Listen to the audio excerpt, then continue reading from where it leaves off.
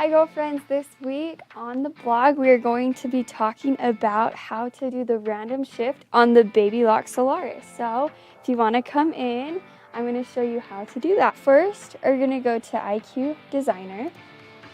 The next thing you're going to do is create your area. So I'm just going to do a square for right now. So I'm going to go to the shapes right here.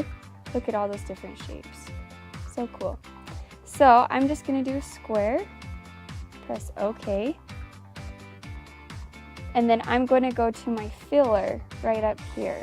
See those two boxes? And I'm going to do some circles, okay? I'm going to press select. This is just kind of a overall filler.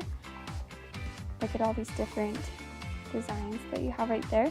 I'm just going to do the circles because I want to show you how to make pebbles. Now, since I want to create the pebbles within this box completely, I'm just going to go to the paint bucket right here and just tap right in the middle. Look how cool that is.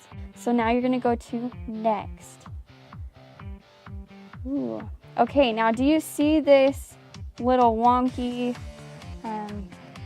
offset circles right there? That is called the random shift button. I'm going to click that, and I'm going to do a random shift of 3. I'm going to press OK, and it's just going to load for just a second. Ta-da!